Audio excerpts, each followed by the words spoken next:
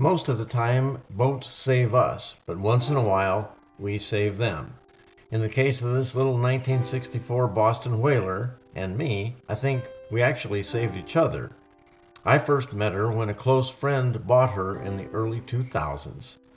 We both had other boats, but it was that little whaler that provided hours of fun for our kids and carried us to breakfasts along Lake Erie's Ohio shoreline.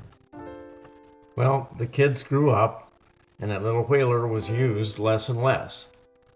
Finally, she sat mostly in the boatyard, on the trailer. Every time I saw her, though, I thought about the happy times with the kids who were no longer kids.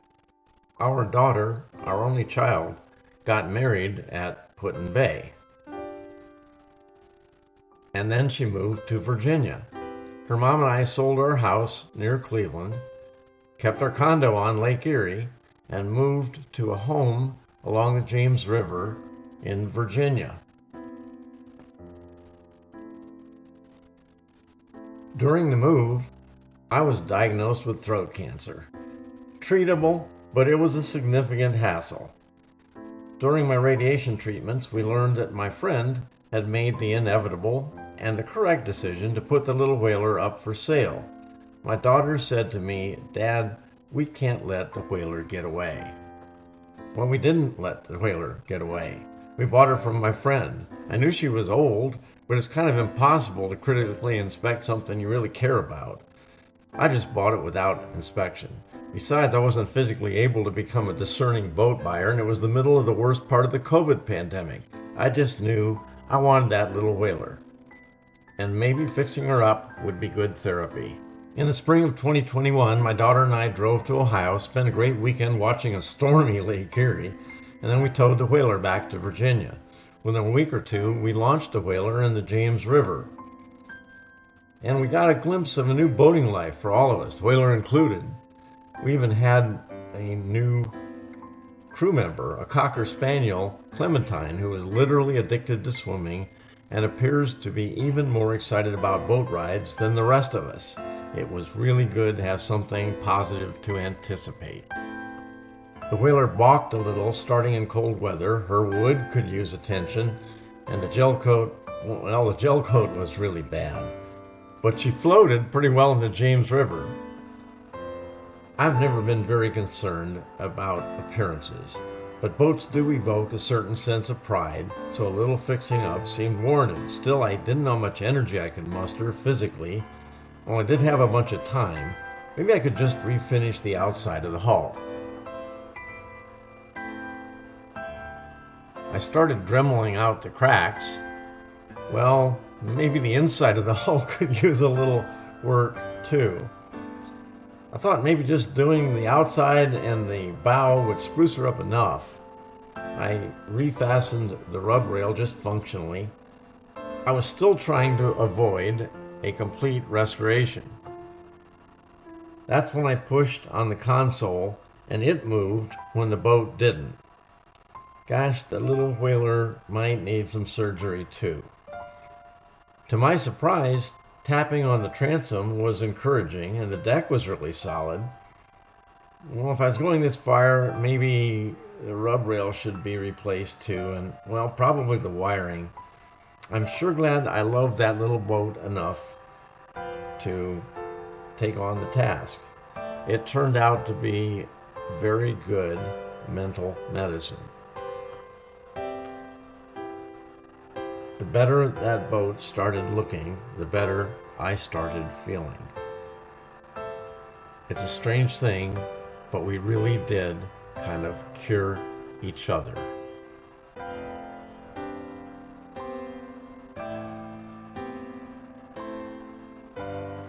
Here are a few technical items. All of the fillers and finishes were Total Boat from Jamestown Distributors. Pitting and gel coat cracks were dremeled, filled with Total Fair, and sanded, sealed with Total Protect below the waterline, and roller top coated with wet edge high gloss polyurethane above the waterline. Or I needed more strength, like filling rivet holes from the old rub rail, I used my old standby Marine Tex. Another old standby 3M 5200 was my choice for bedding. Instead of building the wood parts from scratch, most of my woodworking tools were up in Ohio. I purchased the pieces from Specialty Marine, which you can find online. I was happy with all of the suppliers and really happy with the results. I did make one modification to the 2007 75 horsepower E-Tech outboard. The original equipment starter proved to be a little too weak for cold weather starts, and that's a factor here in Virginia on the James River in the wintertime. I upgraded to a starter that Evinrude upgraded to in 2010 for the 75 and 90 horsepower E-Techs. It required a little modification to the housing around the flywheel, but that was an easy Dremel tool cutout of plastic. Another significant change was the replacement of the steel 20-gallon tank behind the helm seat that you saw in some previous pictures with 3 6-gallon tanks and 1 3-gallon polyethylene tank that are stored under the console when in use. We also moved the battery from the stern to the console. After the boat was done, the trailer needed some work. I had the old tilt trailer welded to eliminate the latch. It was just a little concerning, and we had new bearings, new tires, new winch, new wiring and lights, all the amenities. Have to mention a local yard, Hampton Marine Services, loaned me the stands to remove the boat in its garage while I worked on the trailer. Well, that's the story of the little 1964 whaler that moved from Lake Erie to the James River and saved me in the process. I'm really looking forward to more hours for the old girl and me, the even older captain. She's the first boat I've owned that I can honestly say someone has complimented on every outing. I've become fairly invisible, but they sure like that little whaler. Well, thanks for watching. I hope this inspires your own projects and that you each have something and someone that you love in your life when you really need them.